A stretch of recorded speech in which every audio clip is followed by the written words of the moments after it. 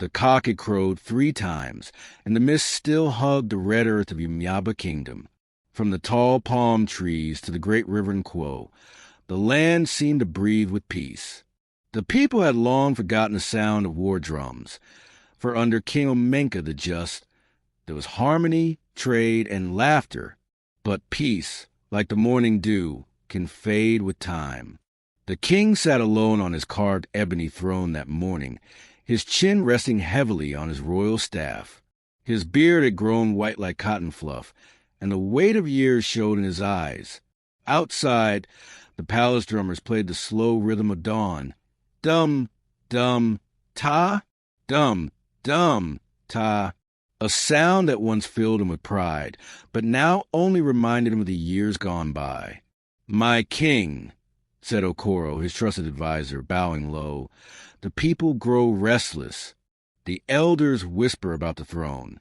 They say Umuoba needs a queen, a mother to guide the women, and an heir to guide the men." King Omenka sighed deeply.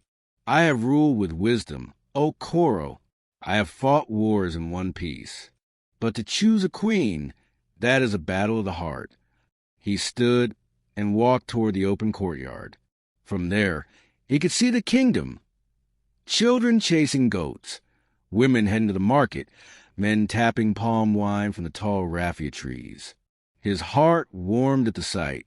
These were his people, his joy, his pride. Yet, in that same heart, a shadow of worry lingered. "Tell me, Okoro," he asked softly, "how does one find a woman whose beauty will not blind, whose tongue will not flatter, and whose heart will not deceive?" Okoro bowed again. "My king, wisdom often hides in the least expected places.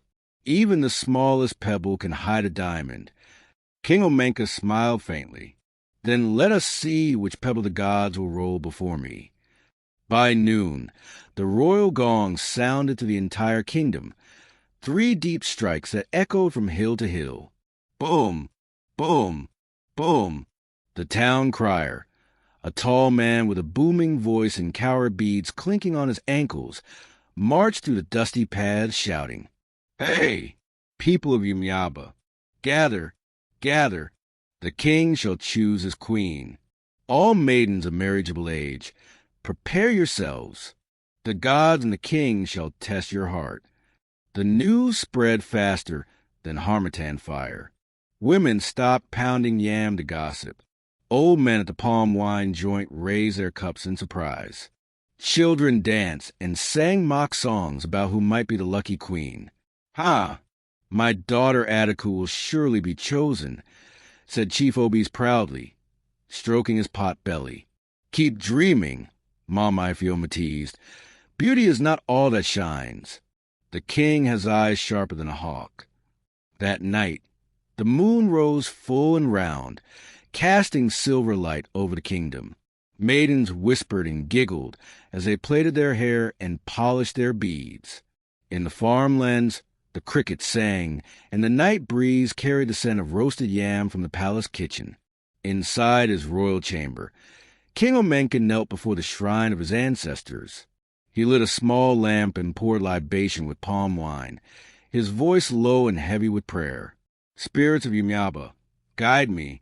Let the queen I choose bring peace, not pride, truth, not trouble." The flames flickered, and a soft wind brushed against his face. Somewhere deep within him, he felt the whisper of destiny. His queen was among them, waiting to be found.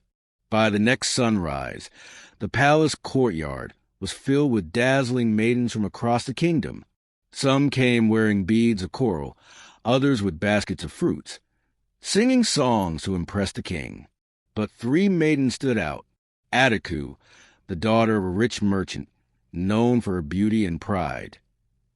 Ifunanya, the humble orphan who worked at the king's farm.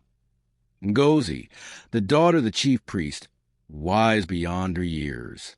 The king gave them a test. He handed each maiden a tiny clay pot and said, "Keep this pot for 7 days. At the end, bring me what it grows." The maidens were puzzled, but they obeyed. Adaku took her pot home, and secretly, planted the best seed she could find. Ngozi prayed to the gods before planting hers. Ifunanya, who had nothing, simply watered the pot as it was, trusting the king's instructions. 7 days later, the maidens returned. Adaku's pot was bursting with green sprouts. Ngozi's had a single strong stem. Ifunanya's pot was still bare. The crowd laughed at her. She failed, they mocked. But the king raised his hand for silence. He examined each pot, nodded slowly, and said, "The seeds I gave you are cooked. They could never grow. Only one among you was honest enough not to cheat." He turned to Ifunanya and smiled. "You, my child, will be the queen, for the throne must be shared with truth, not deception." The people cheered as King Omenka placed a coral crown upon Ifunanya's head. From that day, she became Queen Ifunanya the Wise, loved by all for her fairness and kindness. Under their rule, Umuoba became a land of justice and peace.